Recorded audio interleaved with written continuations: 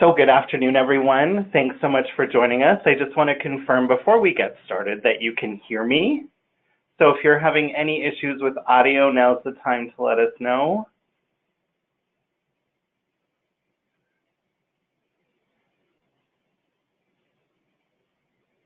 So far, so good, we think. So we will get started.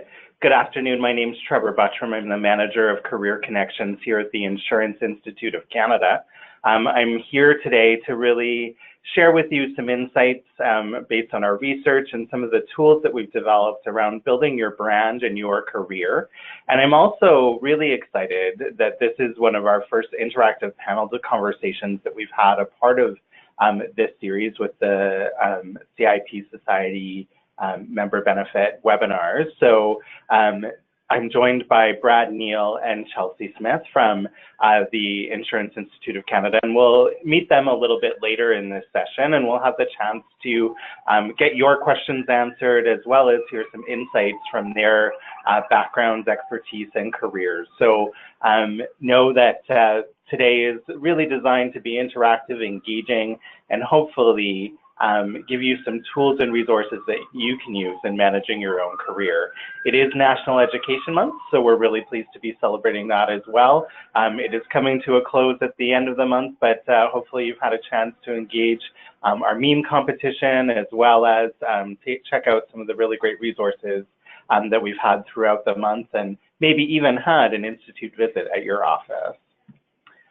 Just some webinar housekeeping before we get started. This webinar is being recorded, and you'll receive a link as soon as we're offline. So it's usually about an hour or two afterwards that you'll receive a link, and it does include a copy of the slides. So no worries there, you'll have access to everything. And as well, we just want to make sure that you're leveraging the platform to ask questions. So there is a question box, and you can type in there at any point.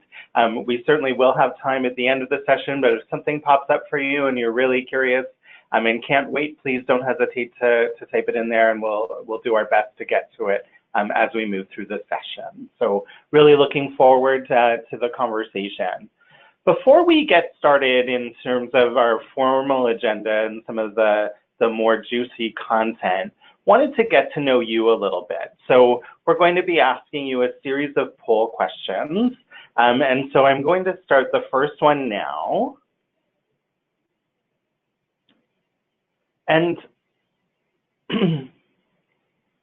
this is, the first one is about which level of career you feel you're at.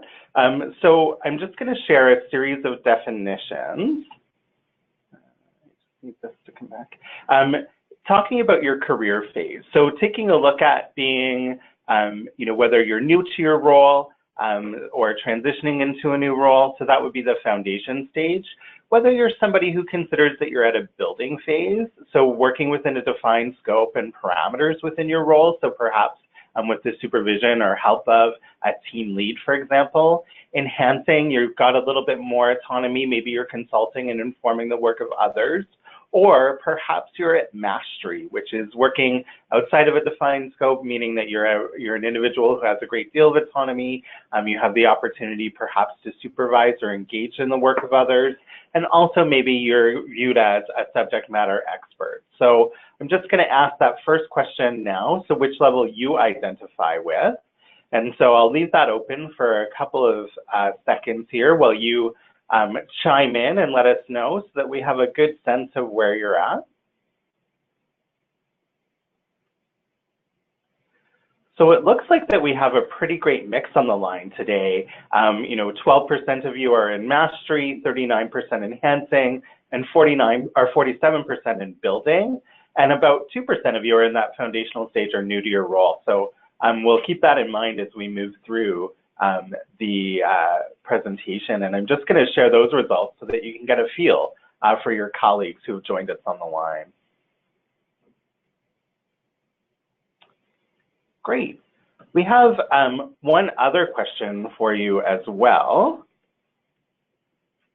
just in terms of getting to know you, and it's identifying whether you identify as an individual contributor, a people manager, or a technical manager. And that technical manager is really somebody who informs, the work of their department, but is more viewed as a consultant or subject matter expert. So I'm just launching that poll now for you.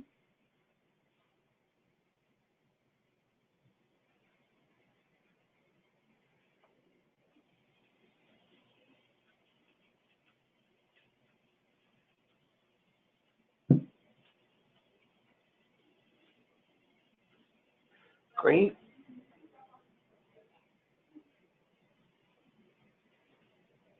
Awesome. So it looks to me like the majority of you are individual contributors.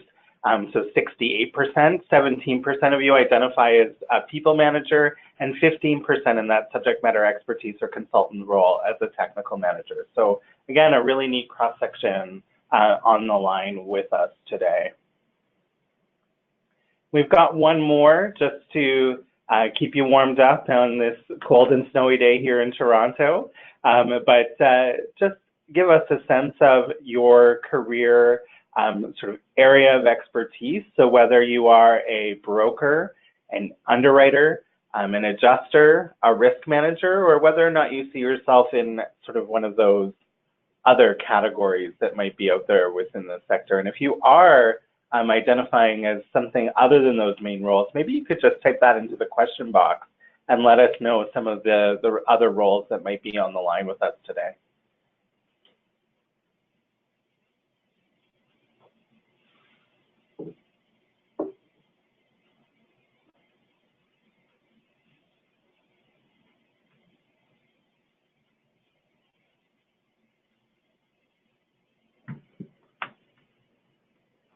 Great. So we've got a really even split across the board. So 24% of you as a broker agent, 24% as an underwriter, 19% in claims, 26% in our other category, and 6% in risk management roles.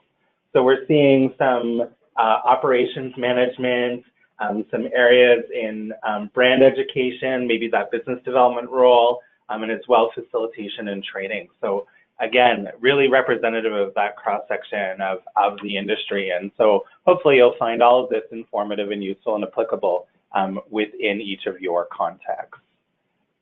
So now that we've gotten to know you a little bit better, I'll share a little bit about my background and expertise.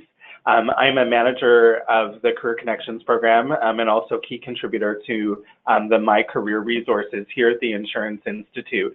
The Insurance Institute, of course, your partner in helping you develop and excel and realize your full potential in your career. Career Connections being the division that helps those who have not necessarily yet found their place in the industry to get connected and find a rewarding career path.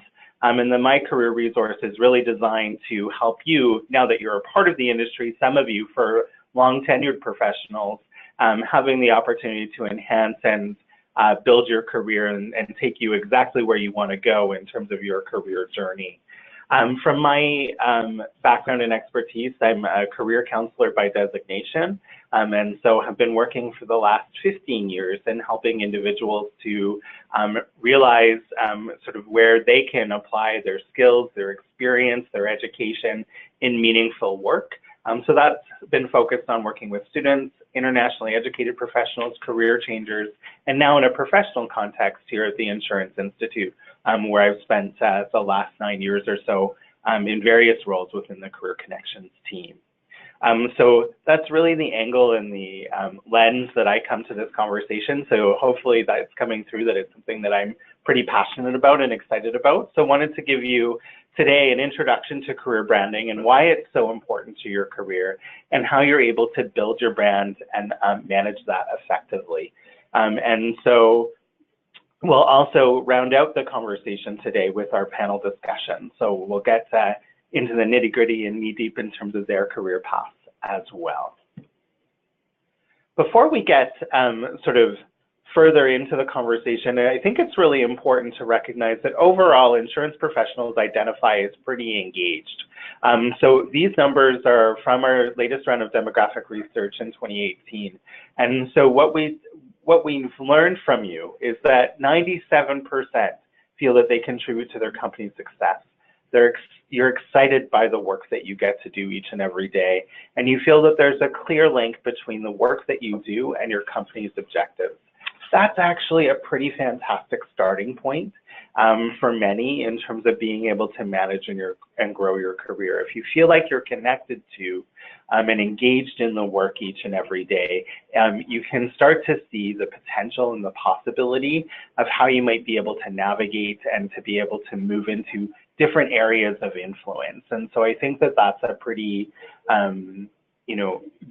good starting place for many of us when we feel satisfied to be able to really get excited about that world of possibility. In terms of you and your career, at the center of your being, you have the answer. You may know who you are, and you may know what you want. And that's a quote that's essentially meaningful in terms of your brand and your career are your talent currency, if you will. Over the course of your time in your role, you've earned education, you've built experience, you've had the opportunity to apply a variety of different skill sets. Maybe you've completed tasks or projects that have been pivotal to your organization or to your own success. These are all things that you can focus and rely upon as your done list. That done list is a category of skills or a category of experiences or knowledge that you can draw from and apply in a variety of contexts. And so as you navigate your career, you're actually building a brand, a reputation for yourself, and have identified as somebody who can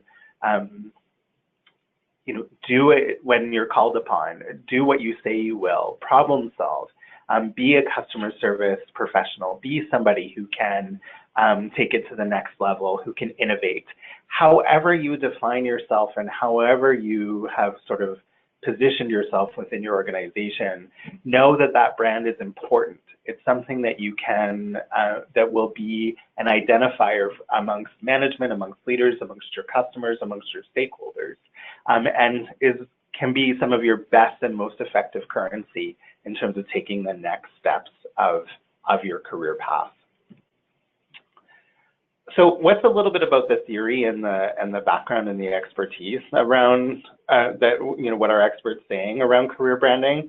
Well, essentially, it's important to realize that you're in control of this identity. If you ask questions, if you demonstrate the curiosity, if you engage in learning as much as you can about a particular topic, you're evidencing, again, that you're connected and engaged in the work, or wanting to be the very best subject matter expert so that you can be that trusted advisor to your clients. If you assume a solutions-focused posture, and really, rather than coming to the conversation just with the problem, but maybe have generated a couple of options for people to select from, you're again elevating yourself as that individual who can be relied upon to think about different approaches or different points of view, and think critically about a situation. And so again, think about how that might apply when you're thinking, just assessing your readiness, or thinking about your skill sets, or thinking about where you might next go in your career. If you're seen as that solutions-focused thinker, that critical thinker, how easily it might be able to navigate from the personal lines to a commercial lines role, or moving into perhaps a more senior role within your division, or becoming more specialized and focused in a particular area. If you're known for your customer service, your exuberance, your enthusiasm for what you do, again, building those elements into your brand can go a long way. And so we really want you to consider, what you're good at, what your strengths are, what your authentic self looks like, and how you can bring your very best to each and every element of what you do. And as you start to take assessment of that, what you value, what motivates you, what drives you, how do you demonstrate and evidence that to others? How do you make sure that it's something that they can see plainly and clearly about, sort of where you go in your career trajectory, and how is it that they might already think of you as that next step or that next role? It's demonstrating your readiness and your self-awareness, and certainly, giving them an opportunity to see that done list, to see how it might apply in each and every step of your career journey. I wanted to just open up the floor for you to type in one word that would describe your own personal career brand. I know a number of you answered questions earlier today, or yesterday rather, about sort of your own, what you'd like to be known for. And most popular were critical thinking, teamwork, and problem solving and decision making. And it makes a lot of sense based on sort of what we're seeing on the line today. But wanted to open the floor just based on the conversation that we just had, some of the thinking work that we've done around career branding, and let you throw in some of the words that you'd like to be known for, or that would describe your own brand as it is now.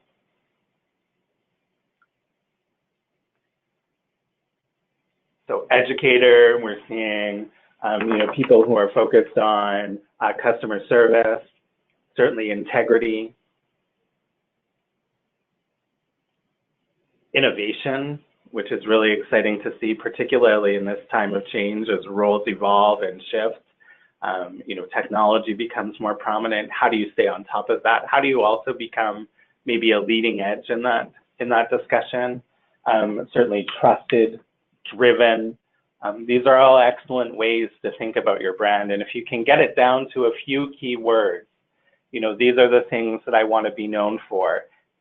They can almost become career focal points, if you will. So each and every step that you do, each and every client engagement that you have, each time you're in a meeting, if you remind yourselves of those sort of key words, it will help you think about, how do I want to position that comment? How do I want to write this email? How am I going to bind that coverage with, a particular underwriter or a particular client? How might I explain some of the nuances of the insurance policy to the client so that they understand what's covered and what's not? How do I help them navigate perhaps one of the most devastating moments of their lives in a claims role, with these things being behind me? So that passion, that drive, that trusted advisor, that customer service, that integrity, how do you bring all of that to the forefront? And why is it important? Well, we've talked a lot about sort of how others may view you, whether it's your stakeholders or your advisors or your managers, your leaders. Building your brand is a way to demonstrate not only excellence in everything you do, but your readiness to take the next steps and identify and step up for challenges or rewards or opportunities that may present themselves. Career is not something that should be done to you. Career is something that you have the opportunity to manage and influence. If it feels like that you're always waiting for the opportunity for somebody to see you for who you are, you might need to think about, how can I evidence each of those sort of keywords that you've come up with for what you want to be known for, so that that message is getting out there loud and clear. Okay. And so how do you build brand effectively? I'm just going to quickly walk you through some of the elements on the My Career website, and you can see the link on your screen if you want to follow along with me, or if you just want to make a note of that. So it's www.insuranceinstitute.ca/mycareer. And I'm going to go to the website now.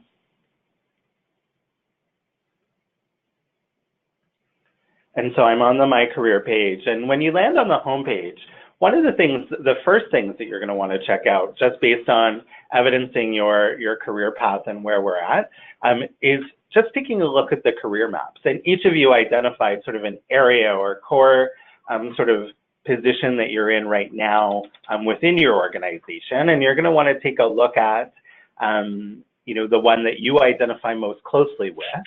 Understanding that roles are evolving, some are intersecting more readily. You might find that, for example, if you're a broker, you might also just want to take a look at the underwriter role, because some of the work that you're doing is heavily influenced or driven by that particular role as well. It's somebody who you interact with on a regular basis. So also just having an understanding of what they do can be helpful. As you click on those roles, you'll see that we run through each of those career phases. So foundation, building, enhancing, and mastery gives you an opportunity to just kind of benchmark where you are, and also understand a little bit about different career perspectives on the landing page. So, getting a sense of sort of where you're at. So many of you were in that enhancing phase. So assess what lies ahead for you. It might be an opportunity to further specialize, getting a sense of, building your skills and experience in different ways, considering the next steps in your insurance education, those kinds of things. And you can actually explore sort of attitudes and core values, the role that mentoring might play, the knowledge in particular might be helpful as you consider readiness for your next steps. Which courses you're going to take, whether or not you're going to, enhance through a seminar or thinking about furthering your specialization, maybe through taking electives in the CIP program, those kinds of things, or even your advanced CIP commercial or risk management certificate.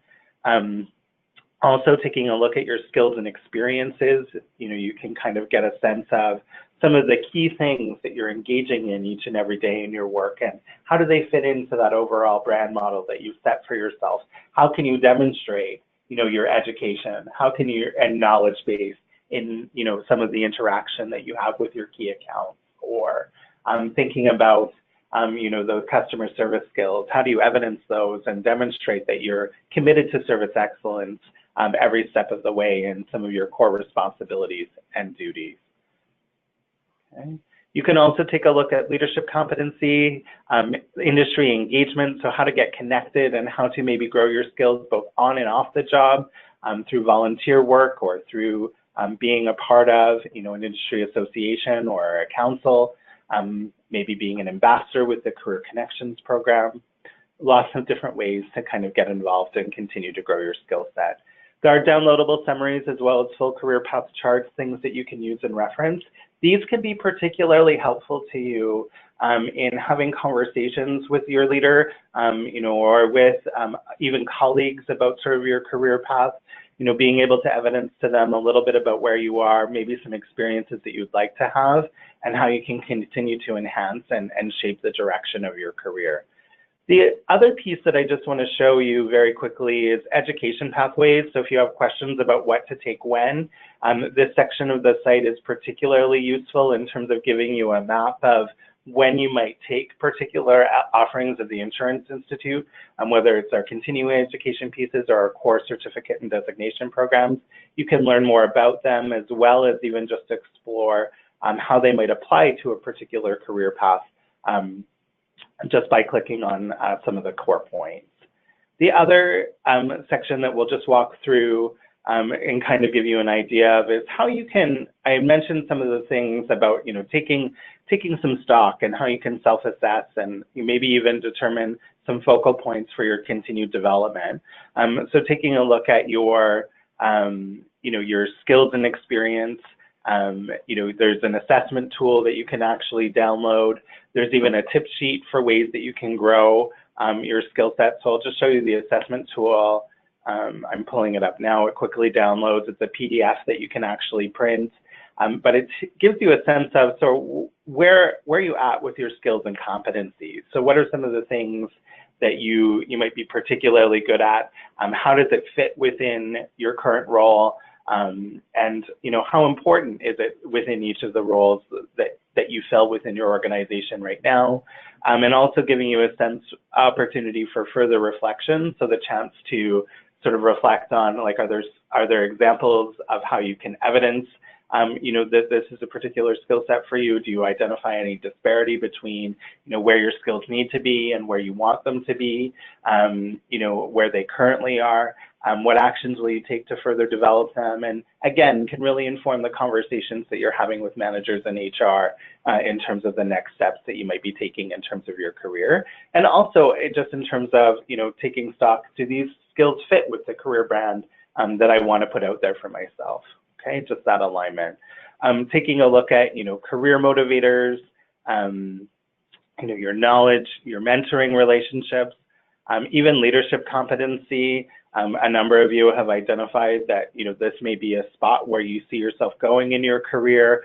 So there's actually a tip sheet that provides you with evidence in terms of how to be able to, I guess, demonstrate leadership competency regardless of your phase of career. So whether it's at building, enhancing, or mastery, some concrete actions or concrete behaviors that you can demonstrate that would, showcase to a potential employer or potential leader that, you have leadership competency and something that's a part of your toolkit.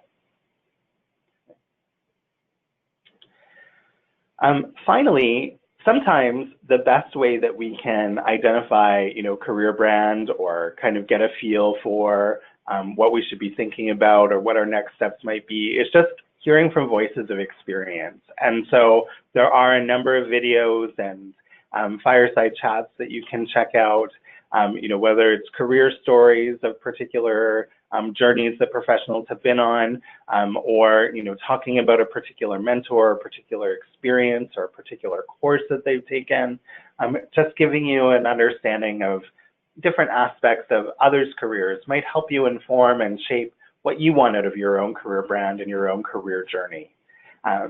Hopefully, some of these tools are things that you'll be able to circle back to and explore in more detail.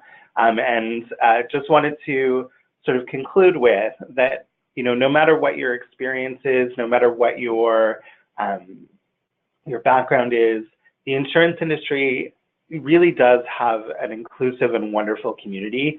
Access, professionals and the people that, you're connected to, have conversations about sort of where you see your career going and what you'd like to achieve in terms of your own career path.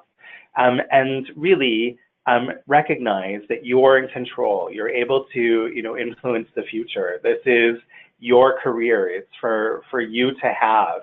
And it's something that you can shape and that you can influence. And that if you think about your brand, if you think about your knowledge, if you think about, the skills that you'd want to grow and the direction that you want to go and can clearly articulate that goal, you likely can steer your career in that direction with the support and help and mentorship of all of that community of practice.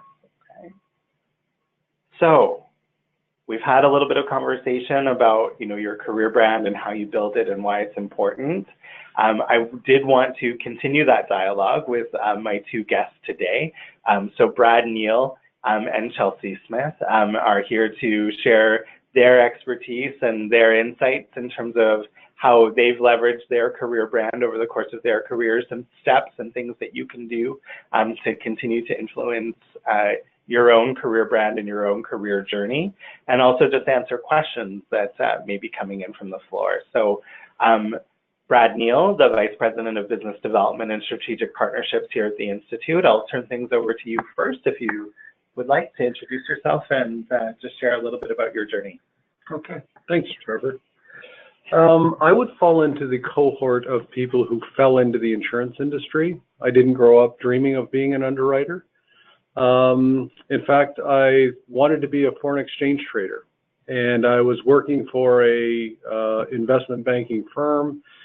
And when I started the job, they told me that they would pay for my Canadian securities course. And after about 9 months on the job, I went to my boss and said, I'd like to take those CSC courses now. And they said, oh, did you get that in writing? And that's when I thought to myself, maybe this isn't where I want to work for the rest of my life. And at that point, Guardian Insurance, which is a company that dates me, I'm sure, was about a block away. And I was able to get an interview there. And it was funny, talk about a study in contrast. One firm wouldn't pay for your education. And when I went to Guardian, they said, as part of the trainee program, one of the requirements is you have to get your associateship within the first 2 years. So it wasn't even they would pay for your education, they insisted you get it. So it was just a study in contrast between two firms and how they valued people. So from there, at Guardian, I had a good run. I was there for over 10 years. I went from trainee to a department manager, which was great. And you mentioned earlier a number of times about the people and relationships you make. My first and only curling experience at that point, I met somebody from another firm and we kept in contact. And a few years later, after I was working at Guardian, he called and said, I've got this opportunity at the company I'm working at. And 2 or 3 interviews led to another, and I ended up going to that company where I was an underwriting manager and moved myself to vice president of business development there. So that was great. And then I spent about 10 years on the broker side, and that's when I came to the Institute. So that's kind of my background in a nutshell. That's great. Thanks, Brad. And it sounds like that you over the course of your career have had the opportunity to engage your mentors, your leaders, the relationships that you've built, and they've been able to influence and kind of steer where you'd like to go. So that's great. Absolutely. You can't say enough in this industry, I guess every industry, but especially in this industry, you'll find mentors that make a huge difference in where you end up. Absolutely. Great. Chelsea.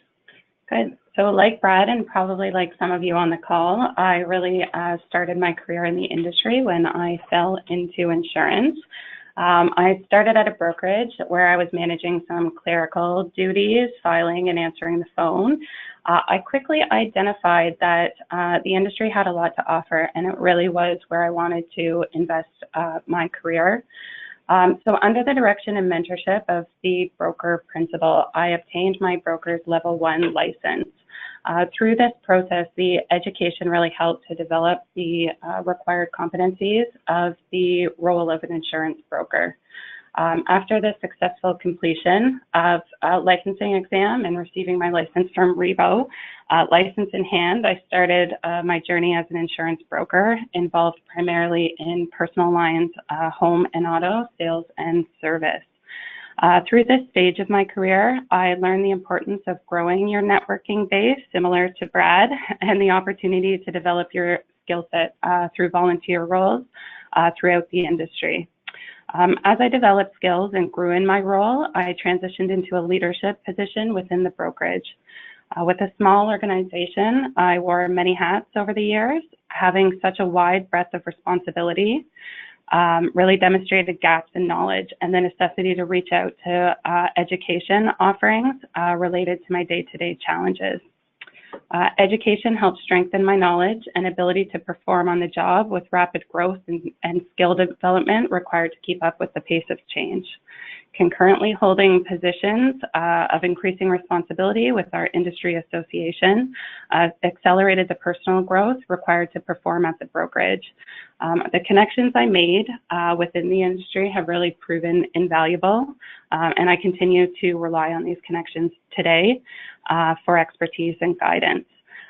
So from there, the brokerage that I was working for they were actually acquired by a large broker, and this really presented some new opportunities to enhance my skill set.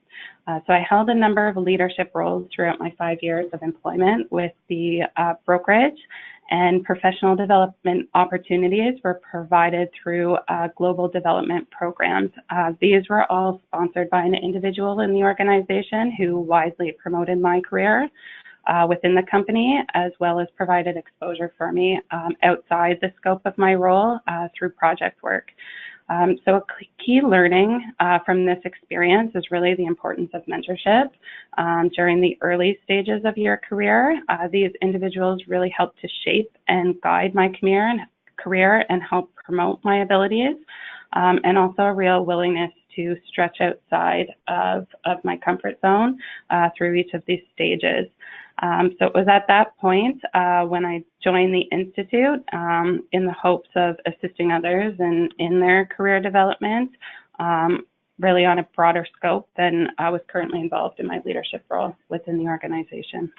That's great, Chelsea. And one of the things that I heard sort of, throughout your introduction was definitely a commitment to continuous learning and education. So really wanting to see that, build into, your career, and you were taking things that, some were just in time. So meaning like it was an area that you needed to like really focus in on and know like this is something that's a hot topic in our industry right now. I need to take some some further, seminar for some further learning, just to really enhance that. And some of it was more planful, so like future trajectory, like whether it was leadership skill development or enhancing your technical expertise to be able to make a transition to a role like here at the Institute, those kinds of things, right? Absolutely, and the need to react quickly. So you're at a very small starting point. You have 6 employees, and all of a sudden you grow to 28, and in that process have to learn the whole hiring, termination, all the HR protocols very quickly. Yeah, so needing to take some of that management development or some of the other sort of HR, as you say, protocol kind of pieces, and even that leadership training, right? To focus in on some of those aspects.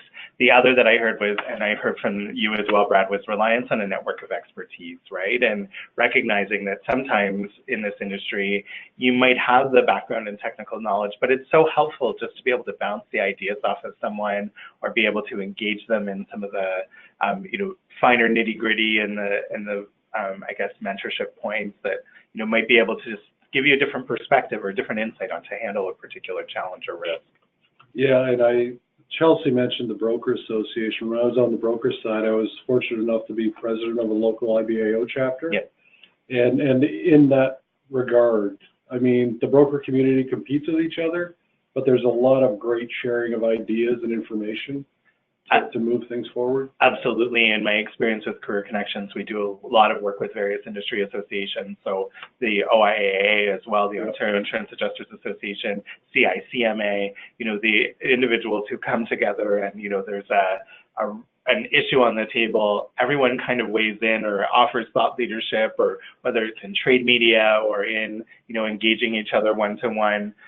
There's the opportunity to really benefit from, I've been there before and I might be able to help you through this, even if we're at competing companies, right? Like if you've got the work, like we may as well do the very best for the client and chat it through, right? So yeah, and having that reliance and that connection point, I think is really important. So helps in building your career brand as well, right? In terms of if you're able to give back or, being that trusted resource for people come to you and see you as knowledgeable and having that expertise. I think that can go a long way. And I think, just to date myself again, we didn't call it personal brand when I started. That's a newer term. It was always your reputation. Yeah, absolutely. And sort of that reputation precedes itself in some cases, right? Particularly in an industry our size, it feels big, but, I don't know about you, and I'm sure many of us on the phone have had this experience of walking into a convention hall and seeing somebody who maybe you haven't seen in a few years and, them being almost up to date on everything that you've been doing, right? Because people talk and engage and continue the conversation, right, about even if you're not there. And I think it's even accelerated now with social media. Yeah. Because you get on LinkedIn with somebody and you see things you wouldn't have known before. Absolutely. It's even more. Absolutely. We have a deep degree of insight in terms of what we're touching and feeling, right? So sure. I think it's really important as well to consider that career brand doesn't necessarily just extend to those face-to-face interactions. It's also how we behave and engage one another online, right? And an opportunity to influence it very positively if you're sharing articles or, engaging in vibrant conversation, those kinds of things as well. Great. I wanted to ask the question just a little bit about, why you feel building your personal career brand is so important. So just like a quick soundbite, like just about like, why do you think personal brand is important? So I guess first, I think it's really important that you take that ownership and accountability to build your own personal career brand. We've been talking about this in conversation, but insurance is a very connected industry, so it's very important that you build your career brand, not only when you're looking at a job change or a promotion, but also it can help with your ability to perform within your own role. Yeah, absolutely. I think it's about making sure that you have all of the elements to be able to perform if you focus on those from a career branding perspective, but also then you're able to build that sort of foundational reliance upon you for those things, right? So whether it's the customer service or the knowledge or the expertise that you bring to the table, or even just that, they're so passionate or so driven, that you can rely upon them to go that extra mile when you need it the most, right? Absolutely. Right. Yeah, and I would echo that. I think. So why is it so important to have this? Right, and I'm getting caught up on reputation again, but I guess it comes down to, if you don't define yourself, others will. Yep. And you have a much better chance of knowing what your strengths and weaknesses are. I was never the smartest kid in school. I wasn't on the dean's honor roll, but I knew I could work hard, and I knew that I would plod my way through it. So I would put in extra hours to do that, and it got rewarded, and it got recognized by people that saw that you were doing that. And there were certainly smarter people in our trainee class, but you, over time, get a reputation as, to your point, it'll get done. And it's that integrity. I said I would do it. It will get done. Maybe I'm not going to do it from 9 to 5, but it will get done. And you do a good job, because it does follow you and it precedes you. Yeah, I think persistence and, perseverance are also things that people really admire if they can see hard work and determination.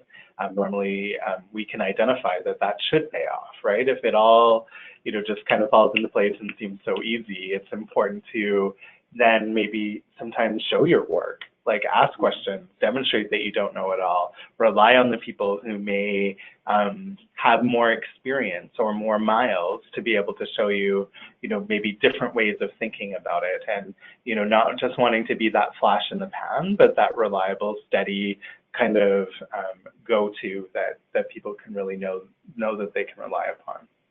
And I think at the beginning as well, you polled the audience, and there's some pretty strong feelings around where each of you want your career brand, what you want your career brand to represent. And it's really important that you engage in activities that help present yourself in the light that you would like to be viewed. Absolutely, and that segues nicely into our next question, so it's sort of about career branding and somebody thinking about sort of the early stages in their career. How might somebody go about building their career if they were sort of in that foundation building phase? And then we'll talk about enhancing and mastery. So one thing, when I was new to the industry, my mentor at the time really pushed me to get involved in the industry. And that really helped to build my personal network and help me to push me out of my comfort zone, increase my skills.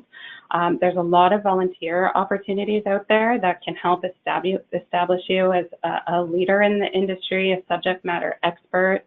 And the involvement really helps promote your expertise and develop skills in areas that you may not have the opportunity in your role. And I would say also in that regard, sometimes you will have opportunities present themselves to you, and you have to kind of jump in with both feet. Early in my career, one of my colleagues took a sabbatical, and I had an opportunity to be the chief underwriter of Canada for the company I was working at. I wasn't quote unquote qualified, but I had shown enough determination to get the job done that they put me in that role. And this goes no matter what role you're in insurance, you always have a huge support network. I think people want to see you succeed. I think that's a great thing about the industry. But I was able to get some experience there that I otherwise wouldn't have an opportunity to get. And that was huge in the beginning of my career, because then people see you in that role and confer that on you. So in a lot of respects, that builds your brand kind of beyond what you are trying to do. Absolutely. I think for me, like as you were talking, like one of the things that's really important to recognize is that if you are presented with an opportunity and it seems interesting to you, or if there is sort of some movement within your organization and you're thinking that you might like to take advantage of that and move into a different area or a different specialization, it is about saying yes. It is about stepping up. It's sometimes about making your own luck. There's a career development theory out there that's really focused on social happenstance, and so the more that you say yes to opportunity, or look at a situation and think about how could I parlay that into a career advancement opportunity, or for a maybe an opportunity to have a conversation with a leader who I wouldn't have otherwise had the chance to interact with.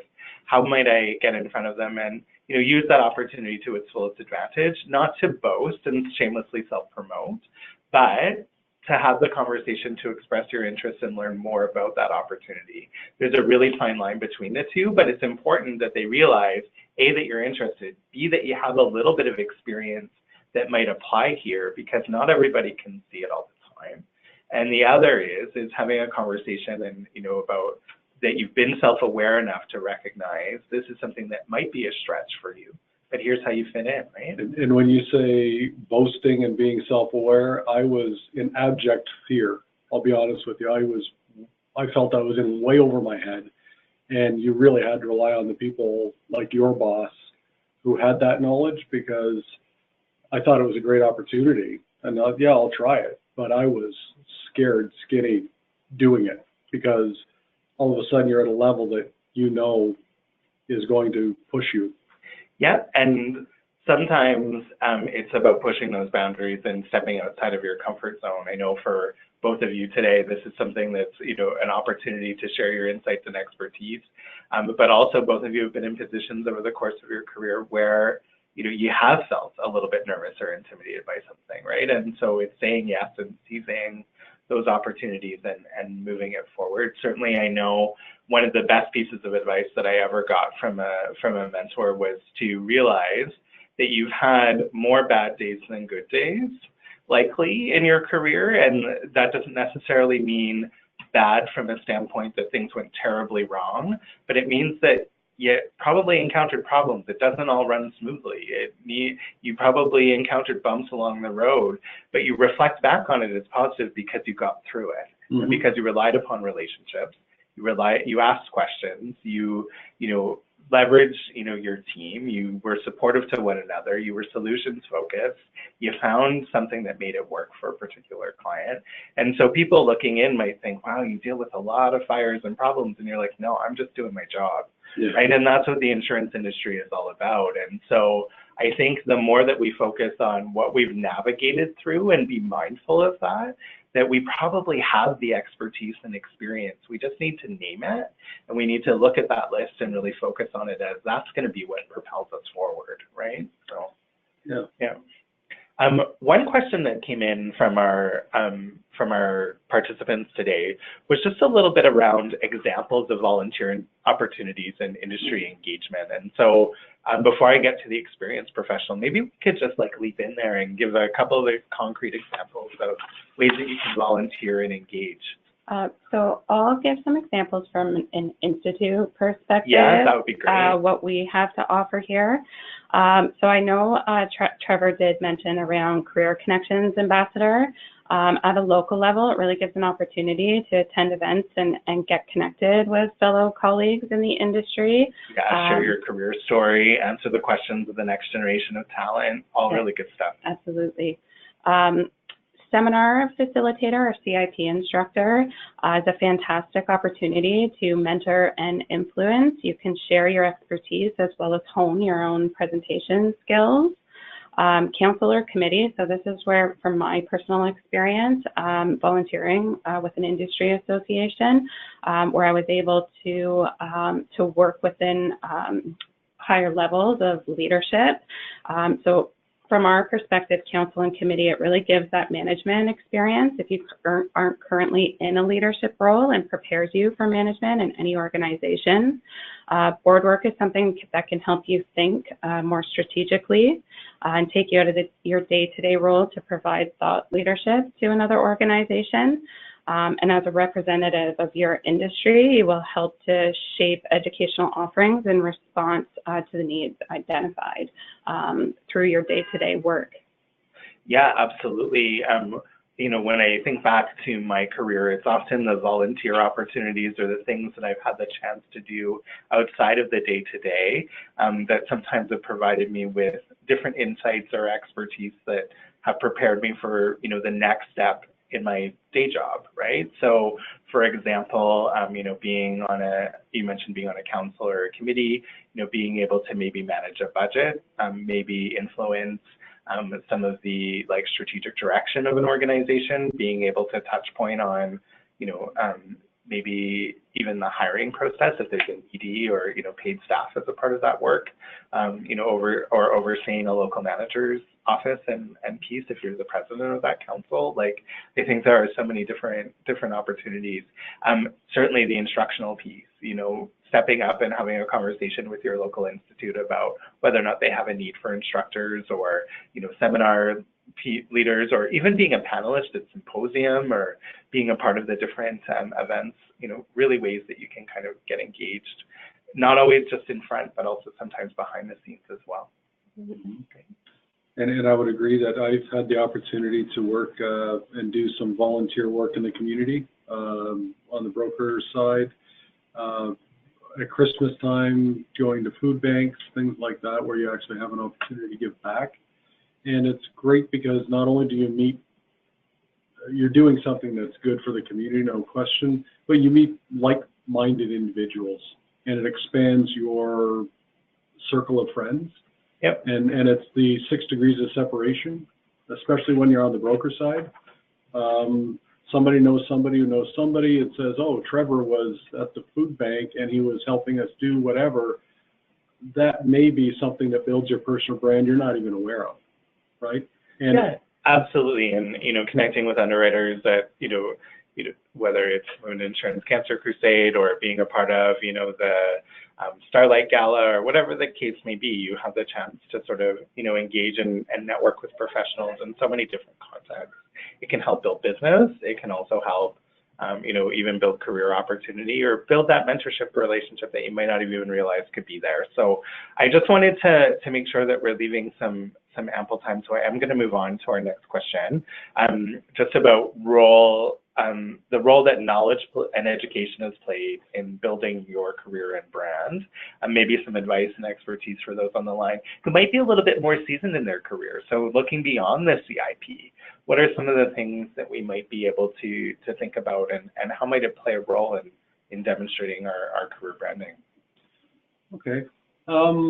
The first thing about education is when you get a designation like CIP or advanced or fellowship or any other designation, it's in a time pressure world. Somebody who's making a decision about your career looks at that and it's a surrogate for knowledge and experience. Yep. And that's what I found. A lot of the opportunities I've been given, certainly early in my career, was because I had the CIP. I didn't have the years of experience. But if you showed the commitment that you would get that, it showed the people that you were serious about your career and you were committed to it. And I've heard that recently from very large companies that they still look at that for those new in their career, that if you're committed to getting your CIP, it's going to open further doors for you at that company. And I've been fortunate enough to be part of executive education at different companies and gone to world-class business schools. But it's because you've shown that you're committed to furthering your career and that you want to learn. And I think lifelong learning, especially as we get into the AI world, is going to be a skill in and of itself. Absolutely. It's staying on top of trends and issues. It's about some of the emerging, kind of key pieces of technology or emerging influencers or disruptors within our space. If I was looking at my career and, I've got my CIP, I'm probably in that enhancing or mastery phase. What do you think I should do to continue to keep my knowledge up to date? What are some of the ways that I can maybe take advantage of either institute offerings or some of the other things that I could be doing to engage from an industry perspective that might inform some of that knowledge and education that might be key to where I want to go? And I think it's critical to continue down that path with your knowledge and education. It helps you build that confidence. And from an institute perspective, there's so many offerings. We keep on top of emerging issues. There's the research papers that come out, our symposiums where we have focus on the trends in the industry and really providing in-depth knowledge around some of the challenges the industry as a whole is facing. So some opportunities for informal learning and continued dialogue on issues and, participating in webinars like this or, engaging in some of the deeper dives that might come out of an emerging issues report or staying on top of trade media and our trends papers as well. And always think of where you would get the information. When I went from the company side to the broker side, I went from a company where I was working primarily in personal lines to a broker where I was primarily commercial. And I knew that I could get information from the Institute about commercial. So I called in, and at the time it was the C-72, and I asked for that textbook, and I asked for a textbook on business interruption. So knowing where to go to get information, call it education information, it's knowledge. And if you know where to go to get it, that's 90% of the battle some of the time. Yeah, I think the other for me that's really important is that if you want to be seen as a critical thinker, you want to be seen as a problem solver, you have the option of taking our advanced CIP courses. If you want to be seen as a leader, looking at FCIP certainly, but it's not just the fact that you've taken these courses, it's how you apply them, right? So it's demonstrating like when your company has invested in you to go to a seminar, or maybe you were reporting back on the webinar that you participated in today, or some of the coursework that you've been doing, if you can bring that and infuse it into the conversation in the day-to-day, if you can talk about like, yeah, it was just in a session where we were focused on, if you can pull those elements out, it really demonstrates to a client, it demonstrates to a stakeholder in your organization, an internal customer, a leader or an influencer, that you're thinking about how not only what you've learned, but how it resonates or makes a difference in the day-to-day work that you're taking on. And each time that you're able to bring elements back into the workplace, I think really goes a long way, not just in terms of building your brand, but also in terms of demonstrating or making somebody aware that you have the knowledge to take the next steps in your career. And I would echo that, especially with advanced fellowship. The way that you share your learning is on discussion boards. So You're not only reading it and giving your opinion, you also get people across the country from different disciplines giving theirs. So it really enriches that education experience. Absolutely. So I wanted to also just ask and talk a little bit about influencers around your own career brand. What's been helpful in when you think about your reputation or your career brand, how has it helped you get where you want to go? So I think just having some core values, in every transaction and every work that I've ever been committed to is always done with the highest level of ethics and integrity, and building that career brand, making sure that I'm taking relevant education to continue to grow my own skills. Yeah, those are all really great points. Like when you think about, again, just that piece of advice of if you think about what you want to be known for and apply that to each variety of contexts, I think that's so useful to you. Also recognizing that you don't know everything. You need to continue to grow and evolve, and you can't just rest on laurels, particularly in this age of change. For many of us, it may not just be about career branding, it might be about career rebranding. And not necessarily thinking of ourselves as an it, but rather thinking of ourselves as a collection of skills, experiences, and knowledge that can be applied in a variety of contexts.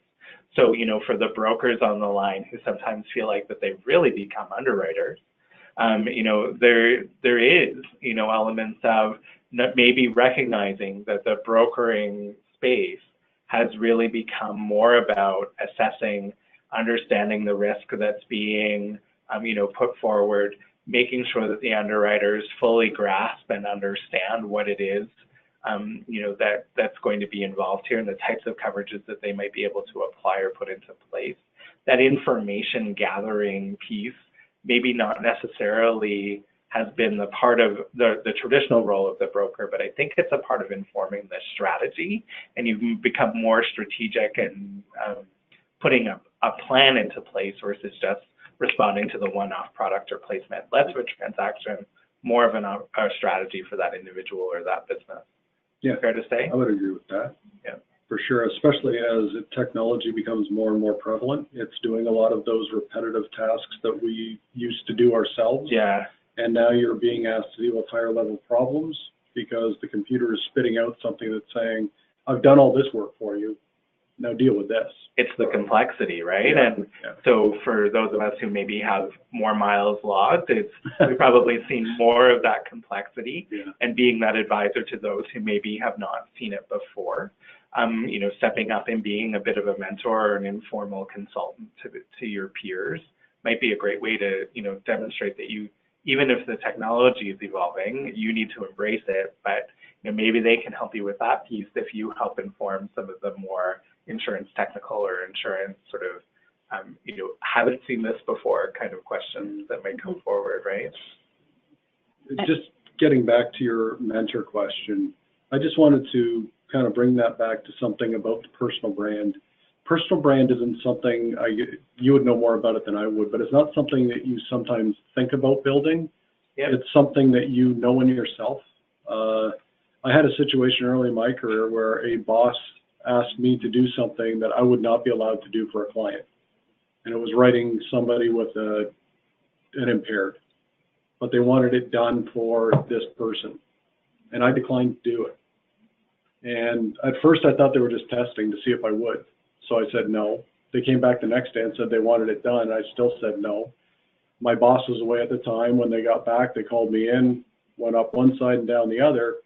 But I said, I'm still not signing it because if somebody called or one of my brokers called, I wouldn't be able to do this. So why should I do it for this person? So it was just knowing in yourself that that's not building a personal brand. It's just being who you are. And that I didn't get fired for it, but I was told if I did it again, I would. But I knew that I can live with myself doing that as opposed to somebody says you have to. And I think it comes to followership. Yep. Everybody talks about personal brand and leadership, but you build a personal brand by how you follow, and always be yourself would be the one thing I'd say. Yeah, I think that it helps you get where you want to go if you're authentic to yourself, because if you're not, eventually it can lead you in directions where, you might not necessarily be comfortable or feel good about what you're doing. So often where there's misalignment between sort of career and satisfaction is actually in our values, right? So making sure that those are aligned to the organization and to the work that we're doing, the motivators are really important. So it's all of the elements coming together that influence brands. So whether it's that internal ethics and integrity piece, whether it's those external influences like knowledge and skills that we can build up over time and build a reputation for, and then also, just the attitudes and core values in terms of how we carry out our work, right? So I think all of that goes into the equation and factors in nicely. I just wanted to close our formal sort of suite of questions with, how is the Institute positioned to help individuals in building their career brand or building and managing their career? How do we position as the partner? So I think a lot of this we've shared through some of the questions that have come through the audience, but really just taking advantage of the education offerings available by the Institute, as well as the volunteer opportunities that come with it. And with the development of our programs, there's always an opportunity to be a content contributor if you are an expert in your field, to put your hand up and look to provide some of that expertise that will be shared with your fellow colleagues across the industry. Yeah, I think, as textbooks are being written for new course offerings, or as, there are pieces out there in terms of, volunteering or being a part of the industry, you can step forward as that subject matter expert, right? You can be that go-to, and, there's an opportunity to contribute. That's not on camera or in front of people work, right? That's behind the scenes, and making sure that our programming reflects the needs of and the knowledge and the expertise that's required to excel in this industry, right? So some cool stuff there for sure in terms of partnering with us to help shape career. The other that I just wanted to throw in there was networking, right? It's the opportunity to be a part of really cool events. I think our Battle of the Bands in BC, it has 575 people coming to it. It's the 10th anniversary, some reunion bands, a fun night for charity, but also an opportunity, off the cuff. What a great opportunity, whether you're seasoned in your career, years of experience, to reconnect, or to, get out there and network if you're new to the industry. Some really fun ways to do it. And absolutely, I was just going to share that really we host so many networking opportunities across the country. It provides such a great place to come, and no matter where you are in your career, whether you're just looking to build your career brand and you're networking, or you're very established in the industry, it provides a very safe place to embark on that networking journey. Absolutely. Anything just to add? I would just add that that's all outwardly focused, but when you're sitting there by yourself at 9 o'clock at night thinking, where am I going? Like those resources you pointed out earlier, the career mapping and stuff, I wish I had that when I was younger, because you just kind of relied on who told you what.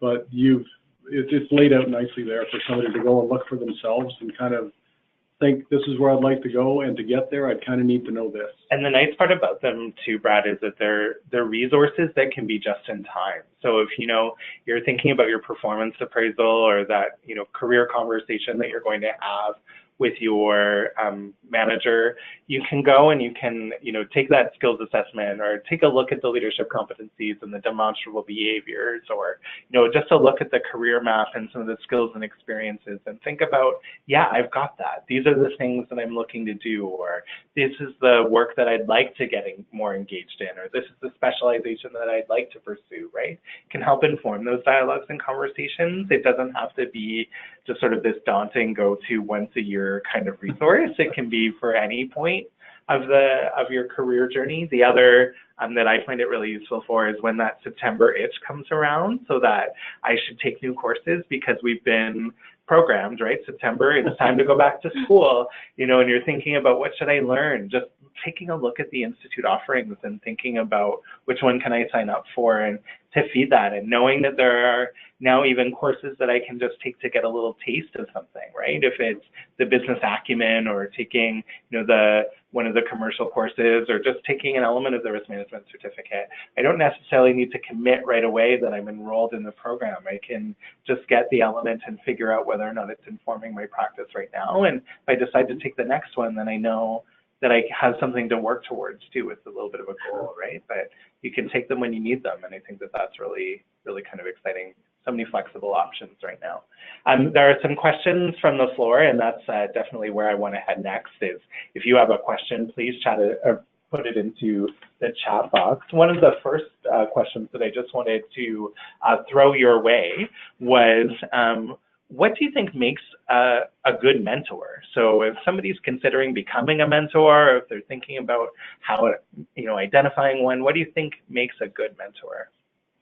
I think to start off, somebody that understands the importance of investing in individuals. So if you are somebody that likes to see the success of others and help them to develop, that you're an individual that would be very strong in a mentorship position, somebody with the experience and technical knowledge, as well as somebody that's been able to successfully navigate their own career and share those learnings with somebody that's looking for that mentorship. And I would add, when you get to know somebody outside of work, so whether it's a volunteer, whether it's a company event, but you get to talk to somebody, you get to learn more about them, and who's respected in your company.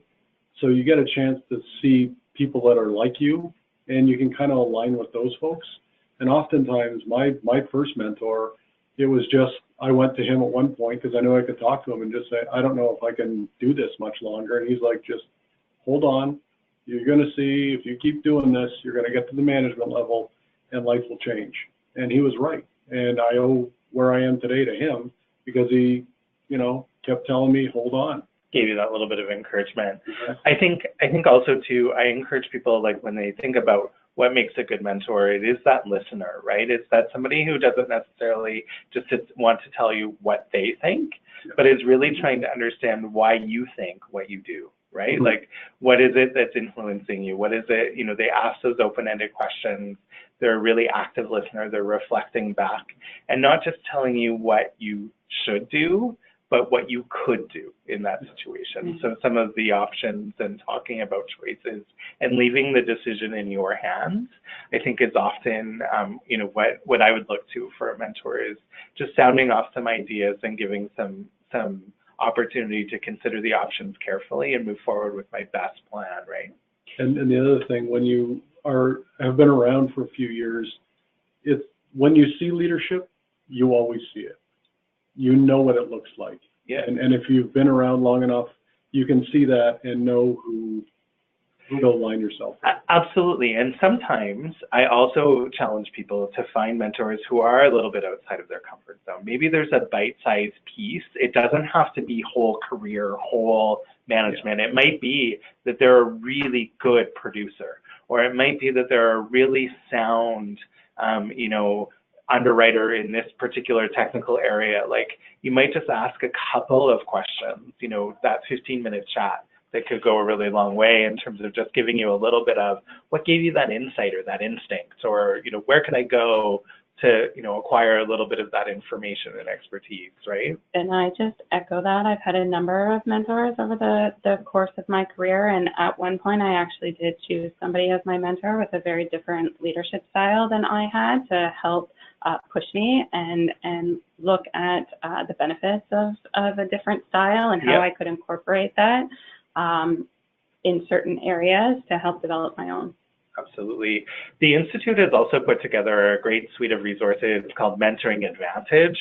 You can go and you can check out sort of what goes into the mentoring relationship. There are some tip sheets for mentors as well in terms of how to manage that relationship effectively.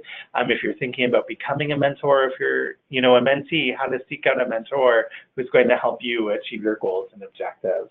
The other question that's on the table at the minute is, can we comment just quickly on how social media might be utilized in building your brand and your visibility, whether it's LinkedIn or whether it's Twitter? What are some of your experiences or thoughts on that in terms of how it can help in building your brand and reputation?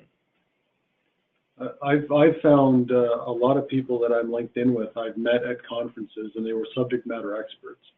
And it's the birds of a feather. When you link in with one person and you've had a discussion with them, they know somebody else who knows something. And it's a way to, you don't use social media, but you can see through social media a way to get more knowledge through your interests are aligned.